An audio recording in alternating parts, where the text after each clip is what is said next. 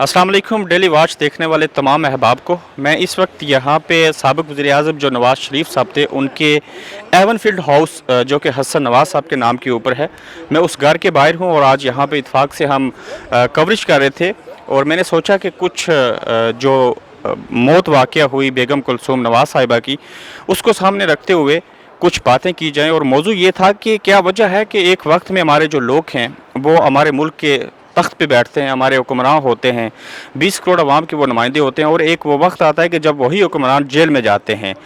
उसके साथ साथ ये बात करना भी ज़रूरी है कि बेगम कुलसूम नवाज़ साहिबा की गुज़श्ता रोज़ मौत वाक़या हुई, आज उसको 24 घंटों से ज़ायद का वक्त हो चुका है, मगर उसके बावजूद बात ये है कि उनकी मैयत जो है वो लंदन की रीजेंट्स पार्क मस्जिद में पड़ी है और उसके अलावा जो उनके 2 बेटे हैं उनके ऊपर भी फर्द जुर्म आयद हुई है। देखना यह है कि एक खामद जो अपनी बीमार बीवी को वक्त नहीं दे सका वो जेल चला गया, एक बेटी जिसको बीमारी की हालत में अपनी माँ के साथ होना चाहिए था वो भी जेल में चली गई। क्यों चली गई, इसके ऊपर भी हम बात करेंगे। दूसरी जानिब कल जो है बेगम कुलसूम नवाज़ साहिबा की जो मैयत है वो पाकिस्तान ले के जाएगी, लेकिन उनके जो 2 साहबजादे हैं हसन और हुसैन नवाज़, वो ऐसे बेबसी के आलम में है कि वो अपनी माँ की जो मैयत है उसको कंधा नहीं दे सकेंगे, वो पाकिस्तान नहीं जा सकते। बात ये करनी है कि क्या ये मकाफ़ात अमल है, इनकी अपनी गलतियाँ हैं या फिर किसी और ने इनके साथ ज़्यादती की, ये हालात क्यों पैदा हुए।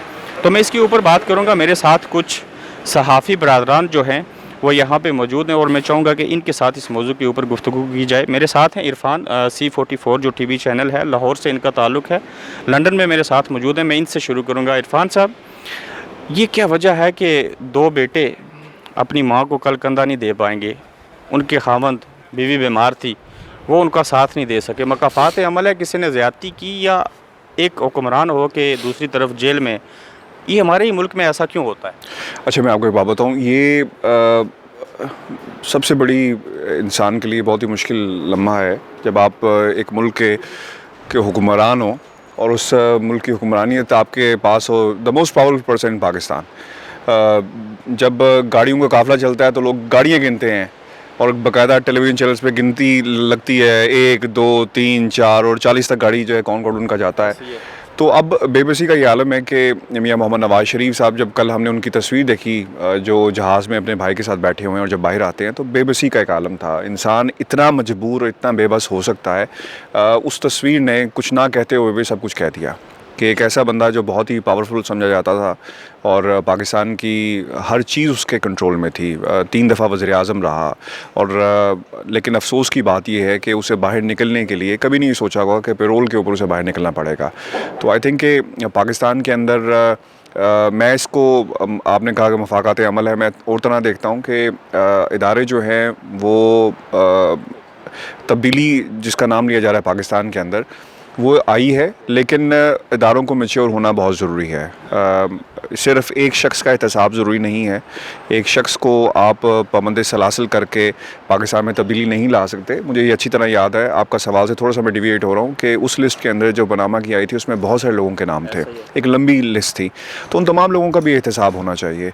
अगर इलेक्शन से पहले Nawaz Sharif, I am not in a favour of Nawaz Sharif और anybody in Pakistan, but I believe कि अगर नवाज़ शरीफ का एहतसाब जो है वो हो सकता है और नवाज़ शरीफ को आप जेल में डाल सकते हैं और फैसला भी इलेक्शन से पहले सुनाया जा सकता है, तो उन अपीलों को भी लगना चाहिए जो उनकी ज़मानत के लिए लगी हुई है, उनका भी फैसला जो है सेम डे होना चाहिए, रोज़ाना की बुनियाद पे होना चाहिए।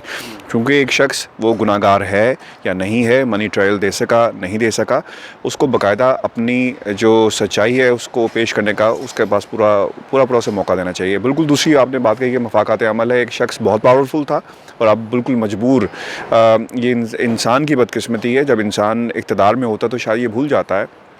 और मैं कल टेलीविज़न चैनल्स पे अपने दोस्त को बता रहा था कि हमने जब उसको एनालाइज़ किया जिस पे 8-10 टीवी चैनल्स आ रहे थे, तो वहाँ पे सिर्फ उमरा की ख़बरें थी, हुक्मरानों की ख़बरें थी, तो आम आदमी की ख़बर नहीं थी। तो अब मैं ये समझता हूँ कि ये बहुत ही मुश्किल वक्त है पूरी फैमिली के लिए, लेकिन हमें इससे सीखना है कि आप जब बहुत आपके इख्तियार में बहुत सारी चीज़ें होती हैं तो आप उस इख्तियार को कैसे इस्तेमाल करते हैं, और जब इख्तियार छिन जाता है तो फिर आपका हाल इस तरह होता है कि आज आपको हुकूमत पाकिस्तान से, वो हुकूमत जो कभी आपकी थी, वो कुर्सी जिस पर आप कभी बैठते थे, वो ऐवान जो कभी आपका था, वहाँ पर आपकी चीज़ों की नीलामी की जा रही है, उन गाड़ियों की नीलामी की जा रही है जो कभी आपके इस्तेमाल में थी, यानी वो नामो निशान हर किस्म का लोगों के जहनों से, यानी इस सोच को ही ख़त्म कर देना चाहते हैं। तो ये انسان کو بیلنس کے ساتھ ہر کام کرنا چاہیے. آپ اداروں کو موقع دیں, آپ لوگوں کو اپنی جو ان کا ایک جو باؤنڈریز ہیں اس میں رہتے ہوئے اگر کام کریں, تو میں یہ سمجھتا ہوں کہ اس قسم کی سچویشن کبھی بھی نہ آتی ہے. اگر منی ٹریل تھی دینی چاہیے تھی, اگر منی ٹریل دے دی جاتی تو دیکھیں بڑی امپورٹنٹ بات ہے, یہ ایون فیلڈ ہاؤس جو ہے یہاں پر موجود ہے اور یہ کئی سال تک یہاں رہے گا. لوگوں نے اس کی خریدنے کی خواہش کا بھی اظہار کر دیا, لیکن افسوس کی بات ہے کہ حسن حسین اپنی ماں کو کندھا نہیں دے سکیں گے. اور آخری موقع جس وقت ہم نے دیکھا کہ ہارلے سے ہم رپورٹ کر رہے تھے تو لوگ بار بار یہ کہتے تھے کہ شاید جیسا میاں صاحب نے کہا کہ میری خواہش ہے کہ مریم سے اپنا کلثوم سے میں بات کروں, آخری دفعہ بات کر کے میں پاکستان جاؤں. تو یہ بہت ہی بدقسمتی ہے, ایموشنل وقت ہے, اور اوبیسلی اس میں ہر شخص کو جو اقتدار میں اسے بھی سیکھنے کی ضرورت ہے, اور جو شخص اقتدار میں نہیں اس کو بھی سیکھنے کی ضرورت ہے. بالکل عرفان صاحب کے جو سیاق و سباق تھے وہ یہی تھا کہ جو احتساب ہے اس کی جو ڈیفینیشن ہے وہ ایسی نہیں ہونی چاہیے, وہ بہتر ہونی چاہیے. اور ایک حکمران کو یہ یاد رکھنا چاہیے کہ جس منصب کے اوپر وہ فائز ہے وہ تادیر نہیں, وہ ایک دن ختم ہو جائے گا. میرے ساتھ جنگ اور جیو کے سینئر صحافی ہیں لنڈن میں, سعید نیازی صاحب. سعید صاحب السلام علیکم. وعلیکم السلام. کیسے ہیں آپ؟ اللہ کا شکر, بالکل ٹھیک. سعید صاحب, ایک مہذب معاشرے میں ہم دونوں رہتے ہیں, باقی لوگ بھی رہتے ہیں. ایک لمبا عرصہ ہو گیا صحافت میں, اور صحافی ہر چیز سے باخبر ہوتا ہے, اور ڈیموکریٹک سسٹم کی اس کو ماں کہتے ہیں. یہاں پہ بھی آپ نے احتساب دیکھا, قانون دیکھا, ساری چیزیں دیکھی. پاکستان کو, اور اس کو کمپیئر تو نہیں کر سکتے, لیکن ایک پوائنٹ کے اوپر میں چاہوں گا کہ احتساب کی ڈیفینیشن اور انصاف کی ڈیفینیشن کیا ہونی چاہیے؟ دیکھیں, احتساب کی ڈیفینیشن جو آپ نے دونوں ملکوں کا موازنہ کیا نا, میں سمجھتا ہوں فی الحال تو یہ موازنہ ممکن ہی نہیں ہے. گو کہ دونوں ممالک میں جمہوریت قائم ہے, لیکن ہمارے یہاں پاکستان میں یہ بات تصور کر لی گئی ہے کہ جو بھی حکمران ہے وہ اس پہ کرپشن کا الزام لازمی لگے ہی لگے, خواہ وہ ہو نہ ہو. کیا ہمارے ملک میں کوئی ایک شخص ایسا ہے جس پہ یہ الزام نہ ہو, وہ ایماندار ہو؟ مطلب یہ کہ پیپلز پارٹی کی حکومت ہو, مسلم لیگ نون کی ہو, اور ابھی پی ٹی آئی کی آئی ہے, کچھ ہی عرصے بعد اس کے اسکینڈل بھی سامنے شروع ہو جائیں گے.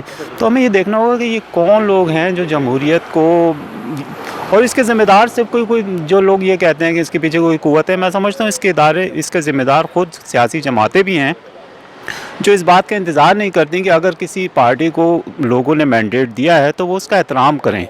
لیکن یہ ہے کہ جو صورتحال ہے اس میں تو, اور جیسا آپ نے ابھی عرض کیا تھا کہ کلثوم نواز صاحبہ کے حوالے سے, بہت افسوسناک ہے. آدھی فیملی یہاں ہے, آدھی فیملی وہاں ہے. ایسے موقعوں پر زیادہ محسوس ہوتا ہے کہ اپنے لوگوں کے قریب ہوں, اور بڑی ہمدردیاں ہماری بہرحال ان کے ساتھ, اور صرف ہماری نہیں بلکہ جو لوگ مسلم لیگ کے مخالفین ہیں, جو ان کے کٹر مخالف ہیں, وہ بھی اس وقت جو ہے وہ ان سے ہمدردی کا اظہار کر رہے ہیں. بالکل ان کا یہ کہنا تھا کہ چونکہ ایک ایسا وقت ہے شریف فیملی کے اوپر کہ اس میں بجا طور پہ جو مخالفین ہیں سیاسی, میں ان کی بات کروں, ان کی بھی ہمدردیاں ان کے ساتھ شامل ہیں. چونکہ دنیا فانی ہے, سب نے ایک دن یہاں سے جانا ہے. میرے ساتھ ہیں فرید قریشی, بڑے ایکٹیو ہوتے ہیں سوشل میڈیا کے اوپر بھی, اور ایئر وائی کے ساتھ یہ کام کرتے ہیں. قریشی صاحب السلام علیکم. وعلیکم السلام. کیسے ہیں آپ؟ بہترین, زبردست. آپ کا بھی اچھا ایکسپیرینس ہے, کافی عرصے سے بیماری کو لے کے باقی چیزیں جتنے بھی آپ نے کور کیا, احساس تو انسان کے اندر ہوتا ہے. میں آپ سے یہ پوچھنا چاہوں گا کہ ایک طرف قانون ہے, ایک طرف ہمدردی, اخلاقی پہلو ہیں. انہوں نے میاں صاحب کو 3 دن کے لیے بھیجا. آپ کو لگتا ہے کہ ڈیموکریٹک سسٹم میں اور اسٹیبلشمنٹ میں کچھ فرق ہے؟ بالکل, یہ تو ایک اچھا مظاہرہ کیا گیا حکومت کی طرف سے کہ انہیں اجازت دی گئی جانے کی, اور اس کی تعریف کی جانی چاہیے. اچھا فیصلہ ہے. ایک سوشل میڈیا پہ آپ نے دیکھا ہوگا ایک تصویر چل رہی ہے کہ شیخ رشید جو ہیں انہیں ان کی والدہ کی اس میں اجازت نہیں دی گئی تھی.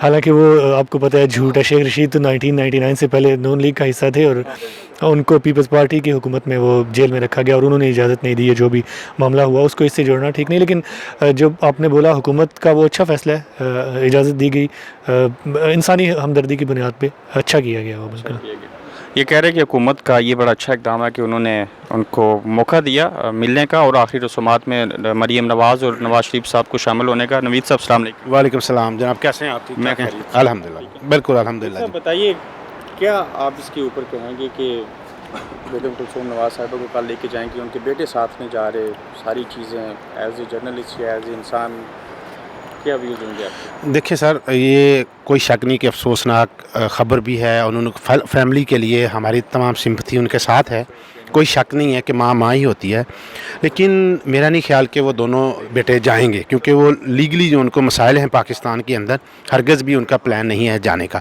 लेकिन अगर बीइंग इंसान माँ के लिए, वालिदैन के लिए जो लोग अपने इस आखिरी रसूमात के ऊपर नहीं पहुंचते, बंदे को सारी ज़िंदगी का पछतावा रहता है। तो जाना चाहिए, मेरा ख्याल है, मेरे तो ख्याल से जाना चाहिए। जहां बाप जेल में है, बहन जेल में है, तो कोई मसला नहीं है, ऑलरेडी वो इस वक्त प्रॉब्लम में है, तो उनको जाना चाहिए। अगर वो स्टेप लें तो बहादुरी का स्टेप है, आखिर सच सच ही होता है, जो भी उसके लिए करना पड़े करना चाहिए। अगर नहीं जाते तो वो उनका आपस ज़ाती और उनके अपनी फैमिली का ये फ़ैसला होगा। बहुत शुक्रिया आपका। तकरीबन 4 सहाफ़ियों से मेरी बात हुई और उन्होंने मुख्तलिफ़ सवालात के ऊपर ये कहना था कि बिल्कुल हमारी हमदर्दियाँ हैं उनके साथ, सारी चीज़ें हैं। और सबसे बड़े अल्फाज ये थे कि ये पीछे नज़र आने वाला मकान जिसने उन्हें जेल में पहुँचाया, जिनके बेटे इस मकान की वजह से पाकिस्तान नहीं जा सकते। दुनिया आर्जी है, सब ने एक दिन मर जाना है, लेकिन ये मकान हमारी आज की स्टोरी की सबसे बड़ी वजह बना। उम्मीद है कि आपको ये चीज़, एक मुलामाती चीज़, जो हालात थे बेगम कुलसूम नवाज़ साहिबा की फ़ौत होने के बाद, उसके ऊपर लोगों के ये तासरात सुन के आप इससे कोई चीज़ अख़ज़ करेंगे।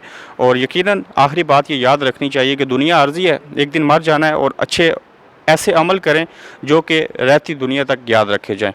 अगर आपको ये वीडियो अच्छी लगे तो इसको ज़रूर शेयर कीजिए और हमारे चैनल को सब्सक्राइब करना नहीं भूलिएगा। अपना ख्याल रखिएगा। अल्लाह हाफ़िज़।